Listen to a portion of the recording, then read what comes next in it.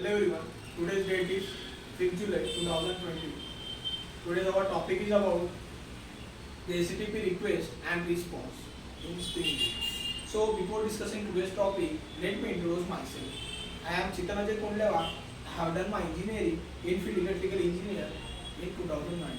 So this is all about me. So let's start our today's topic, that is HTTP request and response. First, what is HTTP?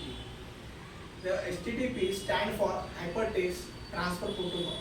So it is a type of communication protocol. It is used for data exchanging on the web. Now it is one of the fundamental units used in API testing. That means user or client send a request with the use of browser. That means browser like Chrome, Google, whatever we that use, to the server for fetching or getting some data or information from the server. So that means we can say that the client or user request is said to be a HTTP request which communicate between a client and server. Or maybe say that it is a different two different computer system. Now it is a two different computer system. Now we can when we talk about the MVC controller, in that MVC controller there are three parts, that is module, controller and view. So what the process should be done when user is sent to some request. This request in the form of HTTP request. This HTTP request is sent to the controller. This controller is forwarded the request to the module, and module has been checked this request with the database. So database, this request has to be true. So database has to be response to the modular, and module response to the controller.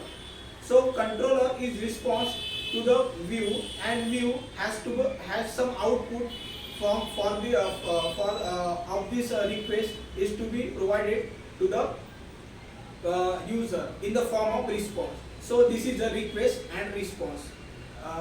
So now in generally there are HTTP request and response used in crude operations. So there are some commons. There are some commonly used for HTTP methods. That is get method, post method, delete method. These are the methods which are commonly used HTTP methods. So let's see one by one. First one is get method. As the name suggests, the get method have fetching some data and information from the user. With the help of the passing of the parameter of the get method with the use of this annotation, that is @path variable.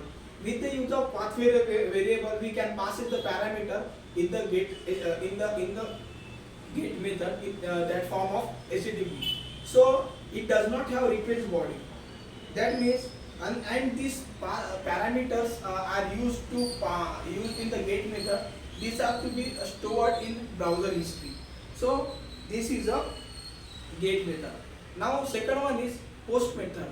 Post method, it is used to add or update some data in the server with the with the help of this request body. That means the post method has a request body. With the help of this request body, we can update or save the data in the server. So the values of this request values passes through this request body. These are not stored in the browser. And what is post method is request body different.